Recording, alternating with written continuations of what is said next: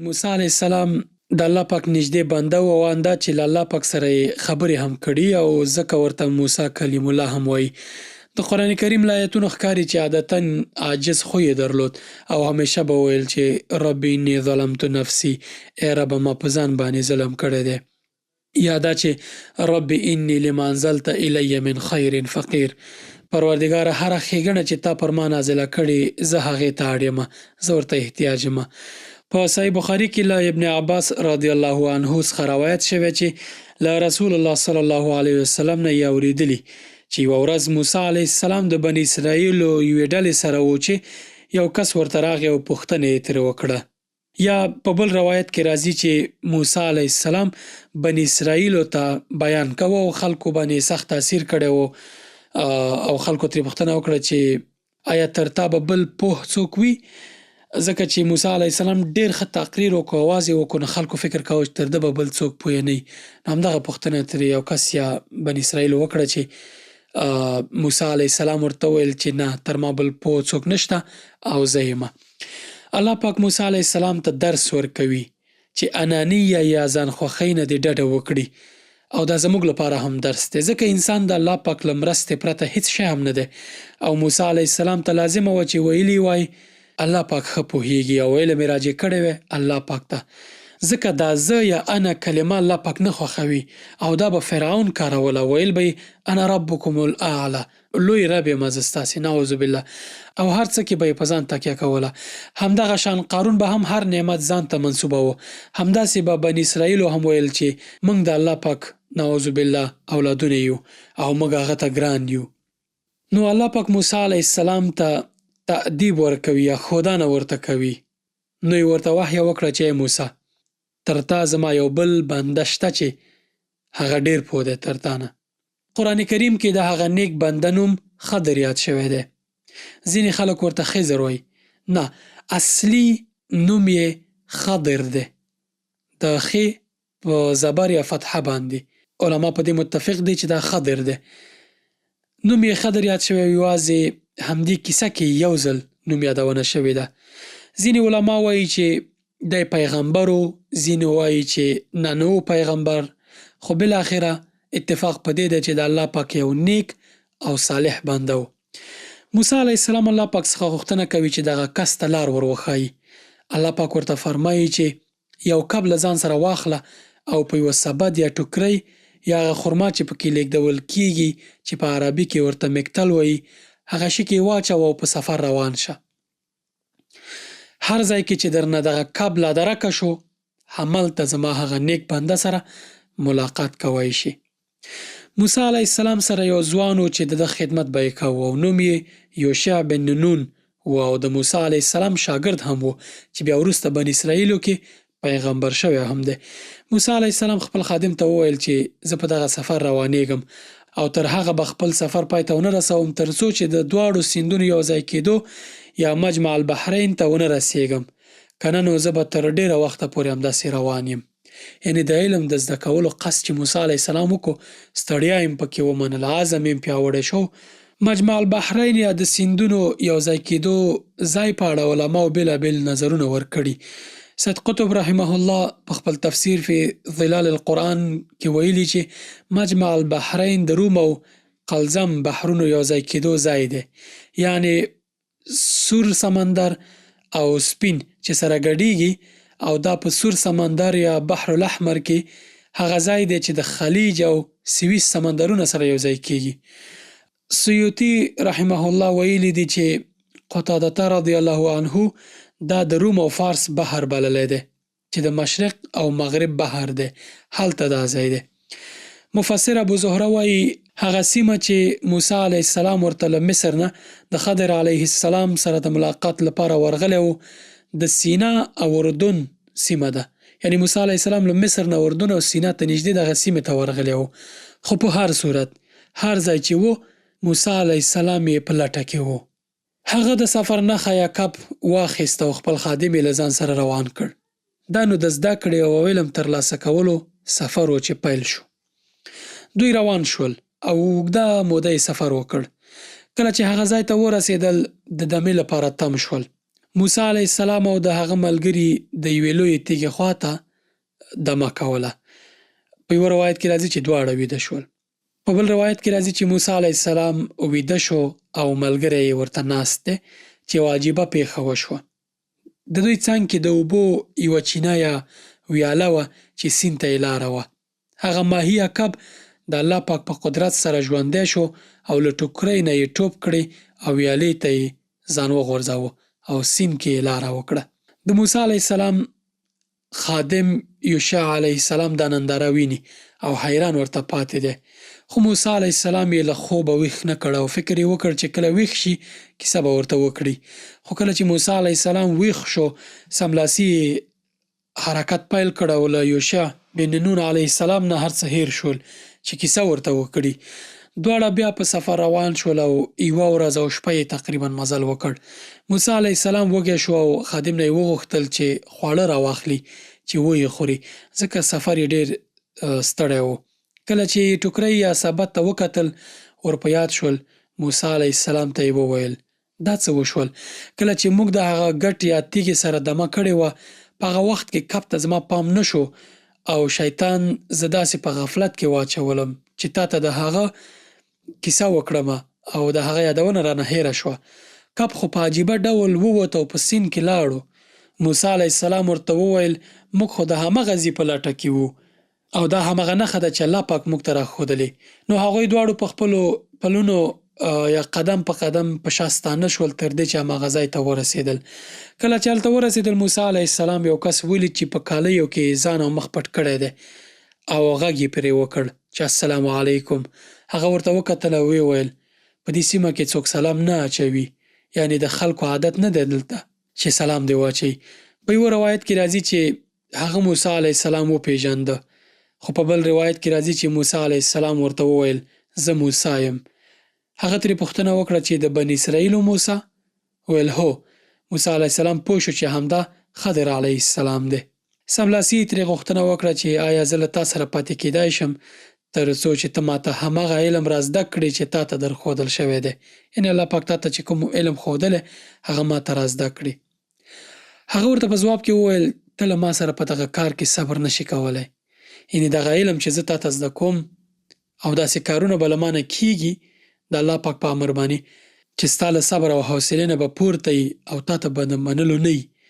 یعنې زما درسونه ډېر سخت دي او ستا له پوهې او برداشت نه اوچت دي، نو صبر به راسه ونه کړای شي، ځکه څنګه به په هغو شیانو صبر وکړې چې ته پرې نه یې خبر او ظاهرا تا ته سخت ښکاري خو رازونه پکې نغښتي. موسی علیه السلام ورته وویل چې انشاءالله ته به ما صبر کوونکی ومومې او ستا له امر نه به سرغړونه نه کوم. که څه هم وروسته موسی علیه السلام صبر ونه کړ د په دغه کارونو باندې څه چې پېښ شول، خو دلته یې که پام ووي انشاءالله کلمه کارولې د موسی علیه السلام او دا یې د احتیاط دپاره کارولې که چېرته ترې داسې څه کېږي نو خو موسی علیه السلام بې وادي نه شي. دا علمي سفر پیل شو.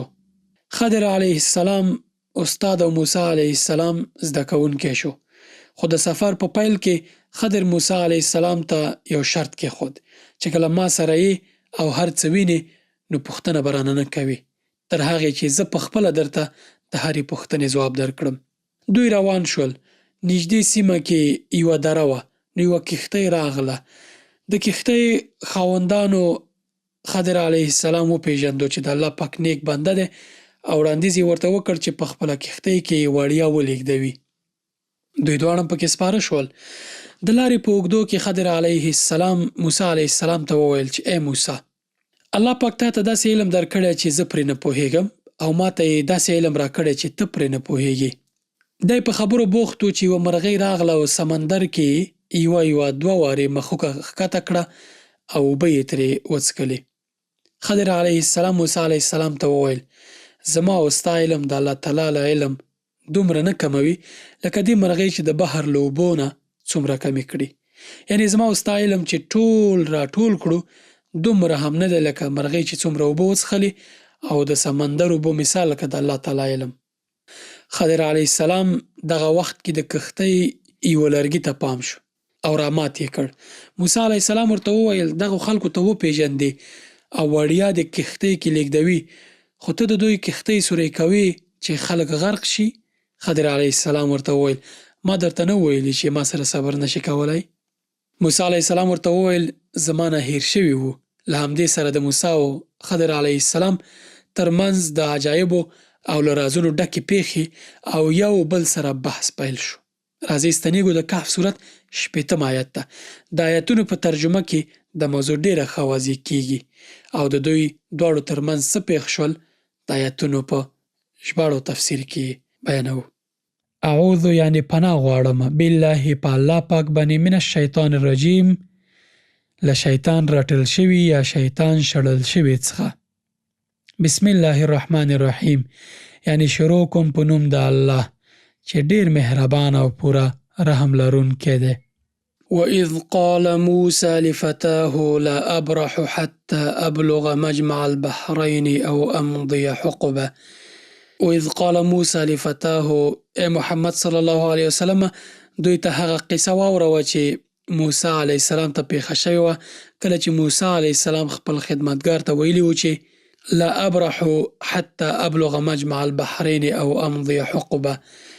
زه به تر هغې خپل سفر پای ته ونه رسوم تر څو چې د دواړو سیندونو یو ځای کېدو حد ته ونه رسېږم.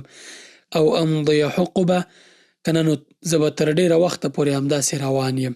یعنې موسی علیه السلام لکه څنګه چې مخکې کیسه کې بیان کړه خپل ملګري ته وویل خدمتګار ته یې وویل چې زه دغسې په سفر باندې وځم او څومره چې دغه سفر اوږدېږي زه به دا سفر تر سره کوم تر هغې چې مجمع البحرین ته ورسېږم همداسې به تر ډېره وخته پورې روان یم. د دې نه وروسته بیا موسی علیه السلام دا غزي ته ورسېد. فلما بلغ مجمع بینهما نسي حوتهما فاتخذ سبیله فی البحر سربا. نو کله چې موسی علیه السلام او د هغه ملګری هغه ځای ته ورسېدل چې الله پاک ورته ښودلی و چې مجمع البحرین و نسي حوتهما دوی هلته له خپل کب نه غافل شول. یعنې هلته ته دا کب هیر شو چې کب ژوندی شوی و او سیند ته تللی و. فاتخذ سبیله فی البحر سربا او هغه یعنې دغه کب په داسې شان په سیند کې لاړ لکه چې کومه پخه لاره جوړه شوې ورته.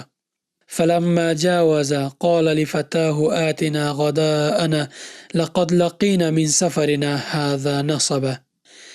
دوی نه خو کب هیر شو دوی دواړه روان شول په دغه سفر باندې یوه شپه او یوه ورځ شاوخوا یې سفر وکړ.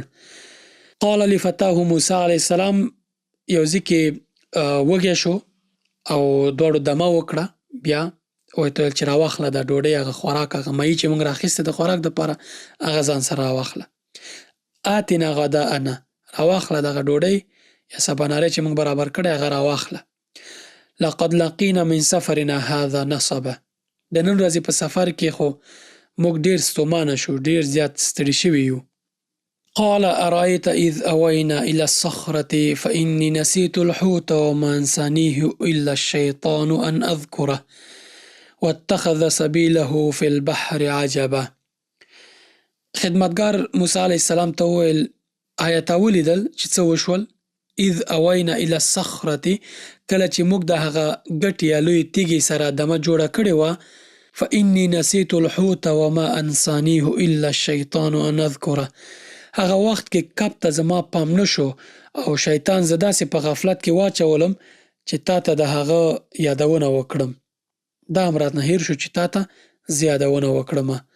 یعنې زه شیطان په غفلت کې واچولم چې د هغه یادونه درته وکړم چې څه وشو او دا مانه هیر شو. څه وشو؟ واتخذ سبیله فی البحر عجبا. کب خو په عجیبه ډول ووت او بحر کې لاړو.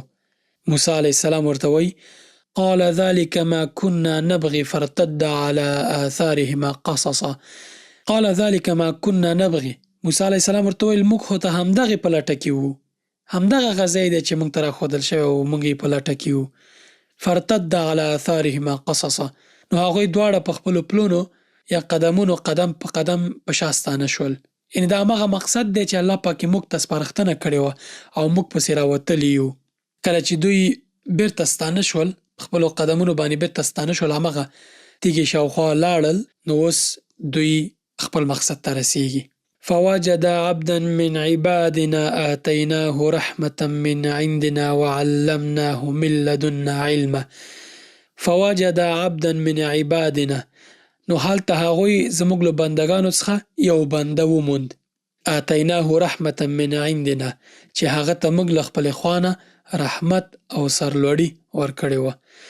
وعلمناه من لدنا علما، او له خپل لوري نه مو یو خاص علم ور په برخه کړی و. یعنې هغه بنده خضر علیه السلام و چې الله پاک په خپل خصوصي رحمت سره پاللی و او د اسرارو له علمه یې پوره برخه ورکړې وه. موسی علیه السلام او ملګری یې خضر علیه السلام ته ورسېدل او اوس د دوی ترمنځ بحث پیلیږي. قال له موسی هل اتبعك على ان تعلمني مما علمت رشدا. قال له موسی علیه السلام ورته وویل، خضر علیه السلام ته یې وویل، هل اتبعك على ان تعلمني مما علمت رشدا، ایا زه له تا سره پاتې کیدای شم چې ته ماته هماغه علم را زده کړې چې تا ته درښودل شوی دی؟ یعنې که دې خوښه وي نو څو ورځې به زه له تا سره واوسېږم او دغه مخصوص علم چې الله پاک تا ته درکړی دی زه به یې زده کړم. هغه ورته وایي قال انک لن تستطیع معي صبرا. هغه ځواب ورکړ ته له ما سره صبر نشي کولی. وکیف تصبر على ما لم تحط به خبرا، او له کوم شي نه چې ته نه یې خبر پر هغه څنګه صبر کولی شي؟ یعنې زما ځینې کارونه شاید برداشت نه کړی شي او طبیعي ده چې ته به دا کار ونه کړی شي، ځکه ځینې شیان دي چې ته یې له اسرارو او باطني حکمتونو خبر نه یې او تا ته به پرې صبر سخت وي. قال ستجدني ان شاء الله صابرا ولا اعصي لك امرا. موسی علیه السلام ورته وویل ان شاء الله چې ته به ما صبر کوونکی ومومې او زه به په هیڅ کار کې ستا له امر نه سرغړونه ونه کړم. خضر علیه السلام خو پوهېده چې دته به کوم درس ورکوي، خو موسی علیه السلام تمه نه وه چې د الله تعالی یو نیک او د لوړ مقام بنده به داسې کارونه کوي، تصور یې هم نشو کولی. نو ځکه یې پخه وعده ورکړه چې زه به ستا له خبرې نه اوړم. خو د احتیاط لپاره موسی علیه السلام ستجدني ان شاء الله صابر وویل، یعنې ته به ان شاء الله که د الله پاک خوښه وه ما صابر یا صبر کوونکی ومومي. ځکه که موسی علیه السلام د ان شاء الله کلمه نه وای ویلې بیا خو دا حرج و په هغه باندې چې وعده باندې وفا ونه کړي او له وعدې څخه سرغړونه کېده ترې. اوس پرې خضر علیه السلام شرط ږدي. شرط څه شی دی؟ قال فإن اتبعتني فلا تسألني عن شيء حتى أحدث لك منه ذكرا. قال فإن اتبعتني ویل ښه ده که ته چېرته ما سره ځې نو فلا تسألني عن شيء حتى نو زما نه به پوښتنه نه کوي، د کار په جریان کې به رانه پوښتنه نه کوي، حتی تر هغې چې احدث لك منه ذکرا ما په خپله د هغې یادونه درته نه وي کړي. فانطلقا حتى إذا ركب في السفينة خرقها قال خرقتها لتغرق أهلها لقد جئت شيئا إمرا. فانطلقا حتى إذا ركب في السفينة خرقها. نو بیا دواړه وخوځېدل تر دې پورې چې کله هغوی په یوه بیړۍ کې سپاره شول. خضر علیه السلام لکه څنګه چې مې مخکینۍ کیسه کې درته بیان کړه دواړه په کښتۍ کې سپاره شول، یو دره وه هلته، دواړو تصمیم ونیو چې څیزونو په سفر باندې ووتل. په لاره کې کښتۍ راغله دوی ته او هغه کښتۍ والا خضر علیه السلام وپېژانده چې نیک بنده دی، له کوم بدل او اجرې پرته یې دوی کښتۍ کې سپاره کړل. په لاره کې خضر علیه السلام د کښتۍ یو لرګی یا یو ټوټه یا یو برخه راماته کړه، سوریه پکې وشو کښتۍ کې. موسی علیه السلام چې دا ولیده ویل چې قال خرقتها لتغرق اهلها، آیا ته دا کښتۍ دې سوری کړه یا دې راماته کړه دا یوه برخه ترې د دې دپاره چې د بیړۍ سپرلۍ غرقه کړې؟ یعنې هغوی موږ سره داسې احسان وکړو، په نیکۍ یې راوستو، پیسې مو وانخیستې، روان کړی او ته دا کښتۍ خرابې ایبیکې چې ټوله له سپرلۍ غرقه شي. لقد جئت شیئا امرا. نو دا خو تاسو ډېر سخت حرکت وکړ او ډېر سخت کار دی چې تا وکړ. خضر علیه السلام ورته وایي قال ألم أقل لك إنك لن تستطيع معي صبرا. قال ألم أقل إنك لن تستطيع معي صبرا. قال خضر علیه السلام ورته وویل ألم أقل ایا ما نه ویلې تا ته إنك لن تستطيع معي صبرا ته له ما سره صبر نشي کولی. موسی علیه السلام پوه شو چې وعده خو یې کړې وه، اوس خبره د دغه راغله. قال لا تؤاخذني بما نسيت ولا ترهقني من أمري عسرا. قال موسی علیه السلام ویل لا تؤاخذني بما نسيت، په په هیره مې مه نیسه، هغه څه چې زما نه هیر شو په هغې مې مه نیسه. ولا ترهقني من امري عسره، زما په برخه کې ته لږ غوندې له سختۍ نه کار مه اخله که نه. یعنې ورته وویل چې راځه نو یو خبره وشوه، نو یو څه رانه وویل شو، کلک یې مه نیسه، پرېږده چې زه ستا نه څه زده کړم. اوس دویم درس ته راځي. خضر علیه السلام موسی علیه السلام ته دویم درس ورکوي. فانطلقا حتى إذا لقي غلاما فقتله قال قتلت نفسا زكية بغير نفس لقد جئت شيئا نكرا. فانطلقا حتى، بیا هغوی دواړه لاړل، حتی تر هغې پورې چې اذا لقي غلاما، له یوه ماشوم سره مخ شول. فقتله، خضر علیه السلام هغه هلک وواژه. موسی علیه السلام ورخطا شو. قال ورته ویل اقتلت نفسا زکیة بغیر نفس، تا یو بېګناه هلک وواژه په داسې حال کې چې هغه څوک نه و وژلي، قتل یې نه و کړی، قاتل نه و، تا وواژه. لقد جئت شیئا نکرا، دا کار خو دې ډېر ناوړه وکړ.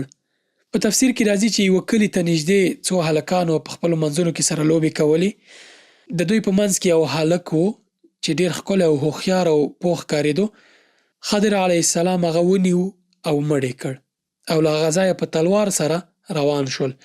په ځینو روایتونو کې راځي چې د هغه نوم جیسور و، دغه ماشوم. موسی علیه السلام د دې حالت د لیدو زغم نه درلود، نو یې په حیرانۍ پوښتنه وکړه چې آیا یو بېګناه کوچنی ماشوم دې وواژه؟ دا خو دې ډېر ناوړه کار وکړ. خضر علیه السلام بیا ورته یادونه کوي. قال الم اقل لك انك لن تستطيع معي صبرا. خضر علیه السلام موسی علیه السلام ته وویل ما ته نه ویلي چې ته له ما سره صبر نشي کولی؟ یعنې ځکه په داسې حالات او واقع راپېښودونکي دي چې ته به د هغو په لیدو صبر ونه کړی شي او نه به پرې چوپ پاتې کېدای شي، لکه په پای کې چې همداسې وشول. نو تا ماته نه ویلي چې زه به صبر کومه؟ موسی علیه السلام ورته وایي چې قال ان سألتك عن شيء بعدها فلا تصاحبني قد بلغت من لدني عذرا. قال ان سألتك عن شيء، موسی علیه السلام وویل له دې نه وروسته که ما در څخه د څه شي پوښتنه وکړه فلا تصاحبني، نو زما ملګرتیا مه کوه، ما له ځان سره مه بیایه. قد بلغت من لدني عذرا، دا ځل خو زما له لوري درته عذر وړاندې شو، ان دا عذر مې درته وکړو، که بیا مې داسې څه وکړل نوره حوصله ما کې هم نه ده پاتې، صبر رب کې نه دی پاتې، بیا نو ته پخپله ما سره ملګرتیا مه کوه. فانطلقا حتى إذا أتيا أهل قرية استطعم أهلها فأبوا أن يضيفوهما فوجدا فيها جدارا يريد أن ينقض فأقامه قال لو شئت لاتخذت عليه أجرا. فانطلقا، نو دوی دواړه بیا وړاندې لاړل، بل ځای ته لاړل. حتی تر هغې چې اذا اتیا اهل قرية استطعمه، تر دې پورې چې یوه کلي ته ورسېدل. استطعم اهلها، او دوی له خلکو نه خواړه وغوښتل. دوی دواړه روان شول، یو بل ځای کې یو کلي ته ورسېدل او د کلي له خلکو نه یې خواړه وغوښتل چې میلمه پالنه یې وکړي یا یو څه ورکړي. فابوا ان یضیفوهما، نو هغوی د دې دواړو له میلمه کولو نه انکار وکړ. فوجد فيها جدارا يريد ان ينقض فقامه، هلته دوی یو دیوال ولیده، نږدې و چې ولویږي. خضر علیه السلام هغه دیوال بیرته محکم ودراوه. قال لو شئت لاتخذت عليه اجرا. موسی علیه السلام ورته وویل که تا غوښتلی نو په دې کار سره دې له هغوی مزدوري اخیستلی شوه. موسی علیه السلام او خضر علیه السلام وروسته له دې نه چې د غلام د وژلو پیښه خلاصه شوه، بل ځای ته لاړل، یو کلي ته ورسېدل او د هغه ځای له خلکو سره یې ملاقات او کتنه وکړه او تمه یې وه چې هغوی به دوی میلمانه کړي او د میلمستیا سلوک به ورسره وکړي او ډوډۍ به ورکړي، مګر هغوی دا کار ونه کړ او انکار یې وکړ. نو اصل خو دا دی چې خضر علیه السلام هم باید د موسی علیه السلام غوندې په دغه خلکو باندې غصه وی چې ولې موږ ته ډوډۍ رانه کړه او میلمه پالنه یې ونه کړه. داسې کنجوس خلک وو چې د دوو مقربو او د الله پاک نږدې دوستانو میلمستیا یې هم ونه کړه او په دې ټول کلي کې داسې څوک پیدا نه شو چې دوی ته خواړه ورکړي. خضر علیه السلام د دې پر ځای چې په هغوی غصه شي، احسان یې پرې وکړ. یو دیوال را لیدونکی و، هغه یې ودراوه، کوږ شوی و، ځوړند دیوال و او نږدې و چې ولویږي. کله به یې خلک له لاندې نه تېرېدل نو ویرېدل به موسی علیه السلام ته همدغه پوښتنه وه چې تا ولې وړیا دوی ته کوږ دیوال سم کړ؟ که مزدوري دې ورنه اخیستې وای نو زموږ خوراک او څښاک به پرې شوی و او دغو تنګزړو او بخیلانو ته به هم پرې لږ څه تنبیه ورکړل شوې وای، ګوندې خپلې دغې بې مروتۍ او دغه ناځوانۍ چې یې کړې وه په هغې باندې شرمېدلي وای، خو برعکس تا پرې احسان وکړ او دیوال دې ورته جوړ کړ. کله چې دا خبره وکړه نو خضر علیه السلام ورته وایي: قال هذا فراق بيني وبينك سأنبئك بتأويل ما لم تستطع عليه صبرا. قال هذا فراق بيني وبينك. خضر علیه السلام ویل دا زما او ستا ترمنځ بیلتون وخت راغی، نو بیلتون دی زما او ستا ترمنځ ده. سأنبئك بتأویل، زه به د هغه څه هغه حکمت او حقیقت بیان کوم او تشریح به درته وکړم چې ما لم تستطع علیه صبرا، تا پرې صبر ونه شو کړی.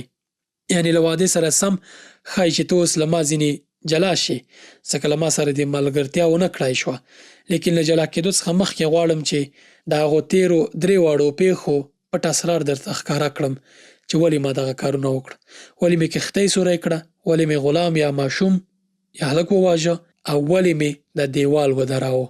اوس ورته د دغې کارونو حکمت او ترشا یې رازونه رابرسېره کوي، ولې دا کارونه وکړل او د چا په امر یې وکړل. اما السفينة فكانت لمساكين يعملون في البحر فأردت أن أعيبها وكان وراءهم ملك يأخذ كل سفينة غصبا. اما السفينة داغه بیړۍ چې ما سوری کړه فکانت لمساکین، هغه د مسکینانو وه، هغه کسان چې هلته وو مسکینانو، یعملون فی البحر، په بحر کې به دوی دغه د کشتۍ د ترانسپورت برخه کې کار کاوه. فاردت ان اعیبها، ما وغوښتل چې هغه عیبي کړم. وکان وراءهم ملک یأخذ کل سفینة غصبا، د دوی تر شا داسې یو پاچا و چې دغه کښتۍ به، هغه کومې کښتۍ چې به تلې دوی به چک کولې، هغه روغې روغې کښتۍ به یو غاړې ته کولې، غصب کولې به، تاوولې به له مسکینانو نه او هغه عیبي به پرېښوده. نو دا چې ما عیبي کړه په دې خاطر چې دی یې پرېږدي، دغه پاچا ظالم کسان یې خپله پاچا چې و دغه کښتۍ د دې مسکینانو نه ونه نیسي. یعنې په هغه لوري چې دغه بیړۍ رهي وه یا کښتۍ رهي وه په همغه طرف کې یو ظالم پاچا و. هر یوه روغه بیړۍ به چې یې ولیده یا به یې ضبطوله یا به یې بیګاروله. نو ما وغوښتل چې هغه بیړۍ عیبي کړم چې دغه ظالم پاچا له منګولو خلاصه شي او همدغو مسکینانو د کار لپاره همغسې ورانه ویجاړه پاتې شي. ځکه کله چې هغوی دغه کښتۍ سوری او عیبي وویني له غصب کولو نه یې ډډه کوي. په ځینو اثارو کې راغلي چې د خطر موقع نه چې کله تیر شول نو خضر علیه السلام هغه کښتۍ بیرته جوړه کړه، په خپل لاس یې جوړه کړه.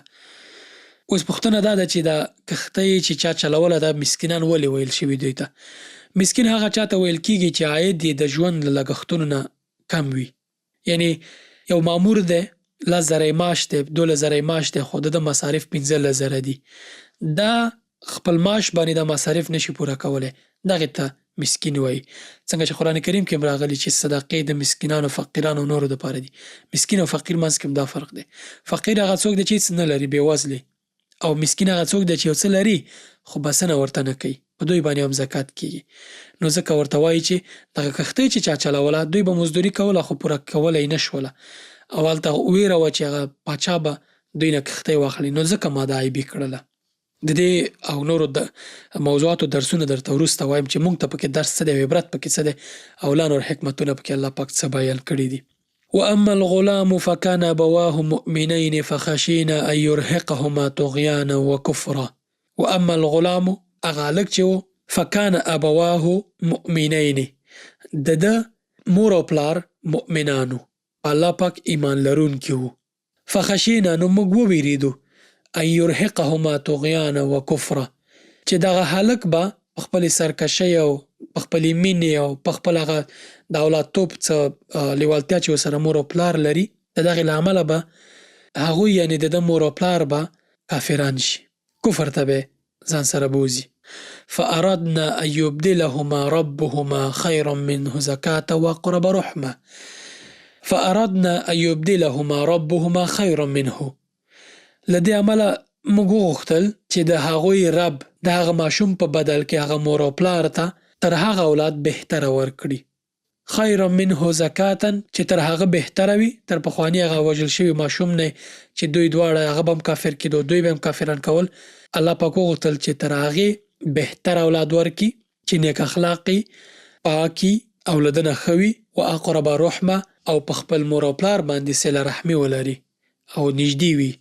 یعنې د دغه هلک په وژلو سره د ده والدینو ایمان محفوظ پاتې شو او هغه صدمه چې دوی ته ورسېده، الله جل جلاله اراده لري چې د هغې جبران په داسې یو اولاد سره ورکړي چې د هغې تلافي یا بدله په داسې یو اولاد سره ورکړي چې د هغه وژل شوي ماشوم نه ډېر اخلاقي وي او په مور او پلار باندې شفقت او مهرباني هم ډېره وي او زیات مینه او احترام هم ورته کوي، ښه سلوک هم ورسره کوي.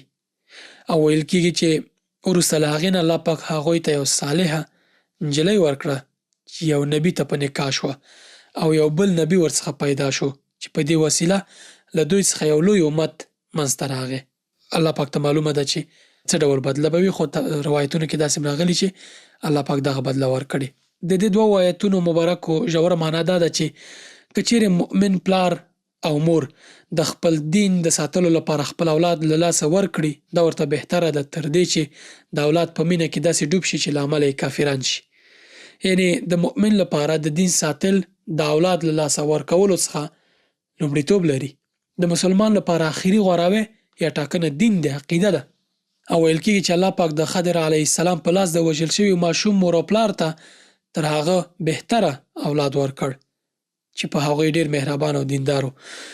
پوښتنه دا ده چې د انسان ذهن ته دا پوښتنه راځي چې څنګه د الله پاک یو نیک بنده د داسې یو چا قتل کوي چې تر اوسه یې جرم نه دی کړی. ځواب: الله پاک د خپلو بندګانو په حال تر هر چا ښه پوهیږي. بل دا چې الله پاک د انسانانو خالق دی، همغه الله پاک انسان پیدا کوي او بیرته یې ژوند اخلي. او خضر علیه السلام ته د الله پاک امر و چې دغه کار وکړي تر څو د یو انسان په وژلو کې موږ ته لوی درس پروت وي. څنګه چې خضر علیه السلام ته الله پاک امر کړی، همداسې نورې ملایکې هم ټاکلي چې د انسانانو روح په بېلابېلو پیښو کې قبض کړي.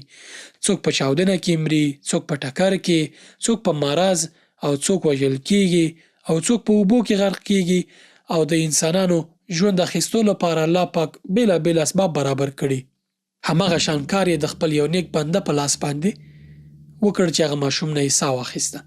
زه له تا نه پوښتنه کومه، که تا ته معلومات وشي چې د اولاد چې الله پاک تا ته درکړی له امله یې ته نعوذ بالله کافر کېږي او دوزخ دې ځای کېږي او تا ته اختیار درکړل شي چې یا درنه الله پاک د اولاد اخلي او جنت درکوي تا ته، ستا مېرمنې ته او راتلونکي اولادونو ته دې، او په بدل کې درنه دغه اولاد اخلي، او که نه دغه اولاد درته پرېږدي او ته به دوزخ ته ځي، هغه به هم دوزخ ته ځي، مېرمن به دې هم دوزخ ته ځي، ته به کوم یو انتخاب کړې؟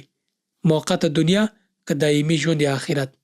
آیا دا به وټاکې چې الله پاک تا، ستا اولاد، ستا مېرمن او ټوله کورنۍ دې دوزخ ته بوځي د څو ورځو ژوند په خاطر، او که تاسې دواړه د اولاد د لاسه ورکولو سره جنت ته لاړ شئ سره له خپلو نورو ماشومانو، او د هغه اولاد پر ځای الله پاک نیک اولاد درکړي چې ستاسې ایمان پرې ټینګ اوسي، په تاسو مهربان اوسي، نیک اوسي او تاسو ته ډېره مینه درکړي. چې خلاصه یې کړم، الله پاک له تا څخه یو بد اولاد اخلي او په بدل کې بل نیک اولاد درکړي، او د دې په بدله کې ستا مېرمن او ستا اولاد ټول جنت ته لاړ شي. ښه دا وکړه اولاد دې کافر لوی شي او ته یې هم له امله کافر شي او ټول دوزخ ته لاړ شئ.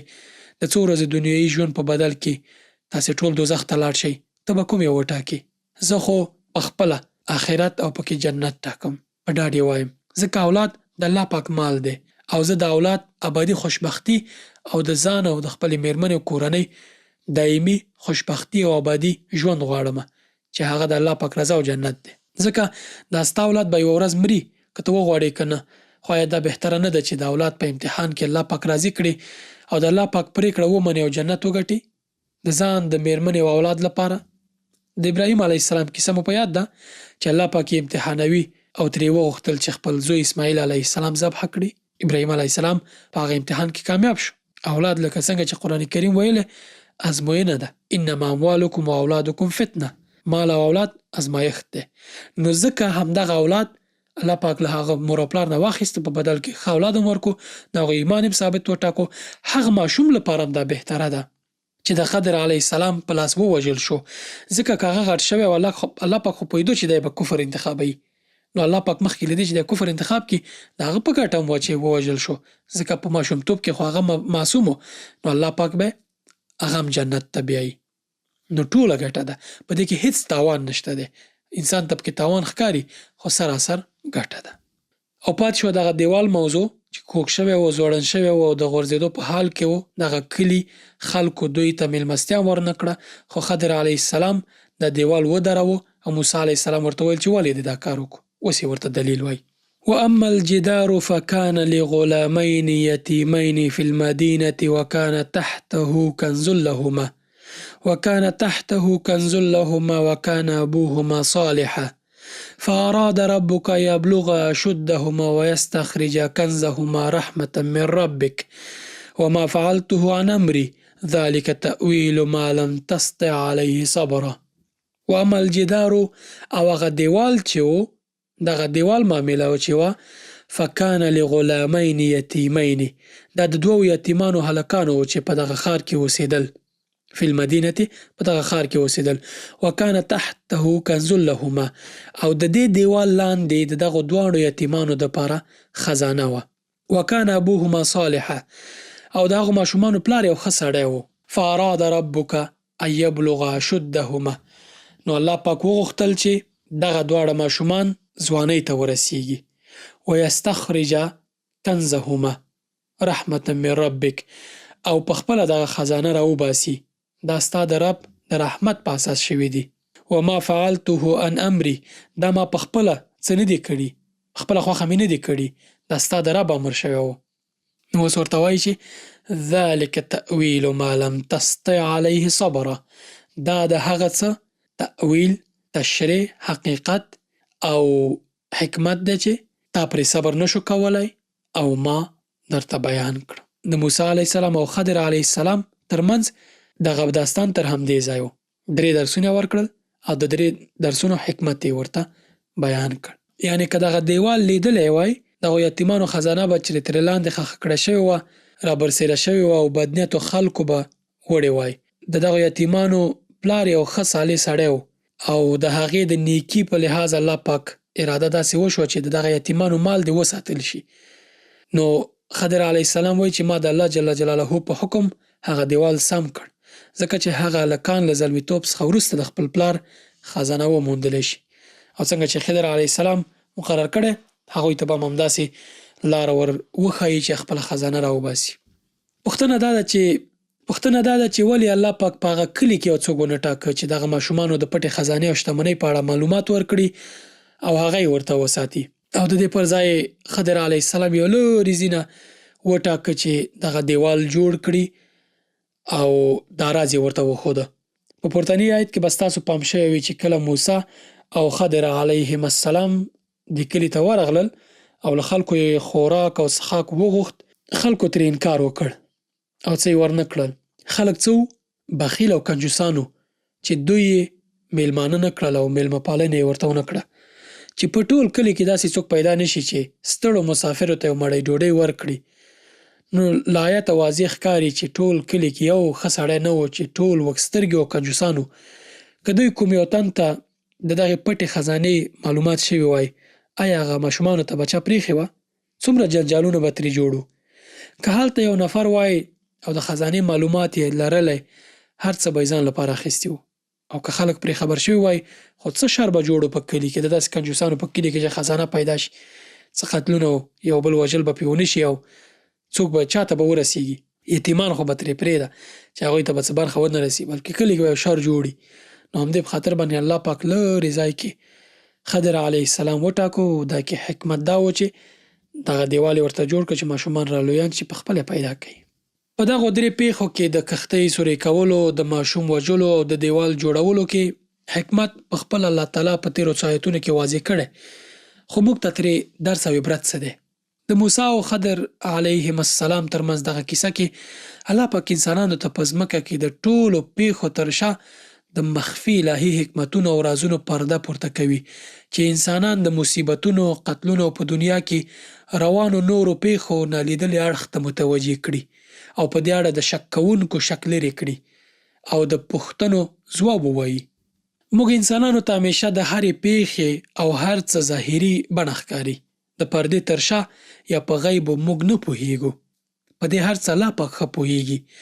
انسانانو ته چې کله تکلیف ورسیږي سملاسي په واویلا او شور پیل وکړي، خو په شر کې حتی د انسان خیر وي، لکه څنګه چې الله پاک د خضر علیه السلام په واسطه موسی علیه السلام او موږ ته وښودل او په دې کې موږ ته مهم درسونه دي. نو ځکه باید موږ د الله تعالی تقدیر او فیصلو ته تسلیم شو او هر څه کې خپل خیر وګڼو، ځکه په غیبو یوازې الله پاک پوهیږي او بس. الله پاک په دې او ورته آیاتونو کې لوی امتحان او حکمت هم ایښی دی. هغه دا چې زما او ستا ایمان پرې ټینګوي او د متزلزلو خلکو ایمان لپاره همدا آیاتونه ښه امتحانونه دي چې په دې امتحان کې ځان ناکام کړي. مثلا یو څوک چې غواړي ستا عقیده فاسده کړي، راځي همدا آیاتونه درته دلیل راوړي چې د انسان عقل خلاف دی او درته وایي دا ظلم دی او ورته نور شکونه دې زړه کې پیدا کوي.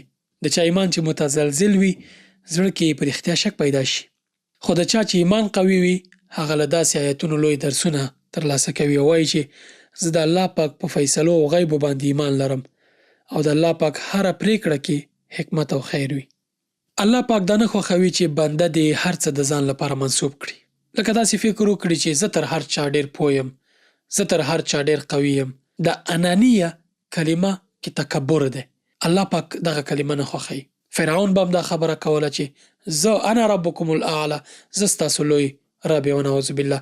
قارون به هر څه ځان ته منسوبول. صاحب الجنتین قصه مو واورېده کهف صورت کې، هغه مو هر څه ځان ته منسوبول. دا ځان باندې ډاډ کول ناسم کار دی. موږ باید نیکی، قوت هر څه الله پاک ته راجع کو، علم، پوهه، هر څه.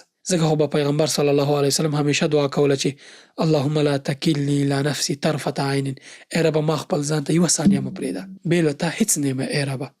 کله چې څوک درته وایي چې ته خو ډېر علم لرې، ته عالم یې، ته به ورته وایي چې اصلي عالم الله پاک دی. په دنیا کې داسې انسانان نشته چې له هر اړخه دې بشپړ وي. ان پیغمبر ته الله پاک درس ورکوي چې تر تا هم زما یو بنده ډېر ښه پوهیږي او الله پاک خاص علم ورکړی، سره له دې چې ته د الله پاک نازولی پیغمبر یې چې مخامخ دې خبرې ورسره کړي.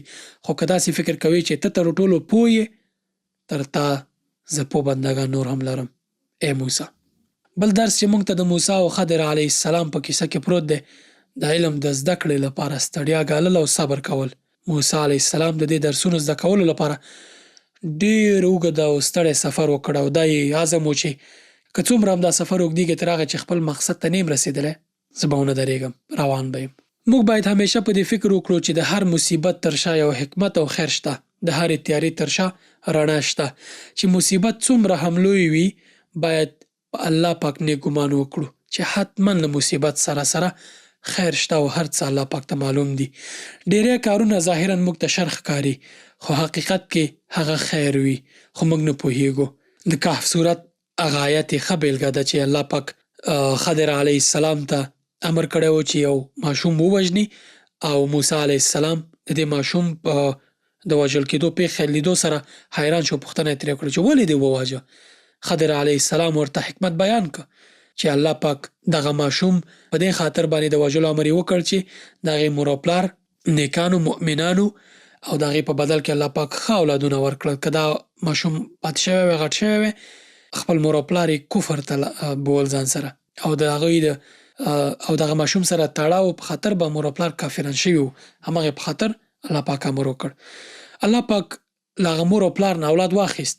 هغه مور او پلار به د اولاد په وژل کېدو څومره خفه وو، خو هغوی په دې نه پوهېدل چې هغه اولاد به د دوی د کفر او دوزخ ته تللو لامل کېږي.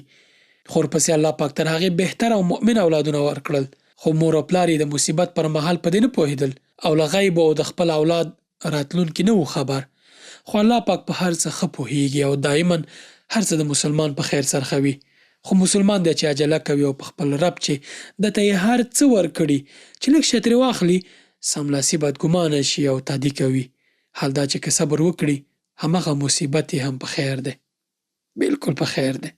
بل دا چې هغه قتل چې ماشوم پکې ووژل شو په خپله د ماشوم په خیر هم و او دا پرې د الله پاک رحم و. که هغه لوی شوی وای کافر شوی به وای، خو ځان لپاره یې دوزخ لازمي کاوه. خو الله پاک د خپل استازي په واسطه ترې روح واخیست تر څو په ماشومتوب کې چې مسؤل نه دی او حساب کتاب ورسره نه کیږي له دنیا لاړ شي. بل دا چې مور او پلار به د ده له لاسه بدبخته کېدل نو دواړو ته خیر و. بل دا چې مور او پلار به د ده له لاسه بدبخته کېدل نو دواړو خواو ته خیر و. پوښتنه دا ده چې خضر علیه السلام خو د الله پاک نیک بنده و، څنګه یې دا کار وکړ؟ هغه د الله پاک استازی و، همداسې چې ملک الموت یې ټاکلي چې له انسانانو روح قبضوي او د الله پاک امر پر ځای کوي. خضر علیه السلام ته یې هم امر وکړ چې د الله پاک امر پر ځای کړي. نو هغه د الله پاک امر پر ځای کړی. بل درس په دې پیښه کې موږ ته یو درس دا دی چې د اولاد راتلونکي په اړه باید تشویش ونه کړو، ځکه الله پاک د ماشومانو لپاره د خزانې بندوبست څنګه وکړ. تاسې د کهف صورت په هغه آیت کې حتما مو ورته پام شوی چې الله پاک ورته خضر علیه السلام ټاکلی و چې د دوی په خزانه باندې دیوال ورغوي چې کله دوی لویان شي دغه خزانه پیدا کړي او له خپلې خزانې استفاده وکړي او ټول کلي نه پټه خبره پاتې و. یوازې خضر علیه السلام الله پاک استولی و دغه ماشومانو دپاره، یعنې له کوم ځای الله پاک خپل یو نیک بنده استولی و چې هلته دغه ماشومانو په خزانه باندې دیوال ورغوي او هغه ماشومان چې کله لویان کېږي هغه خزانه ورته الله پاک د یتیمانو ماشومانو دپاره دومره خیال ساتلی و. نو ما او تا باید ولې د خپل اولاد راتلونکي په اړه تشویش ولرو. زموږ ستاسې په کلي کې چې کله څوک مړ شي او کوچني اولادونه ترې پاتې شي، د ټولو خلکو لوی تشویش هغې پاتې شویو یتیمانو او صغیرانو ته وي چې د دوی آینده به څنګه کېږي. خو دا فکر نه کوي چې هغوی رب لري، همداسې به ورته لار برابروي لکه څنګه چې دغو دوو ماشومانو ته خضر علیه السلام مسخر کړی و. الله پاک خپلو نیکو بندګانو لپاره دا ټول نظام تابع کوي او ټول نظام به یې په ګټه ورته چلوي. بل درس پکې دا دی چې موږ باید خپل اولادونو ته ذخیره ولرو چې زموږ له مرګ څخه وروسته هغوی ته په کار شي او په دې کې مشکل نشته انشاءالله.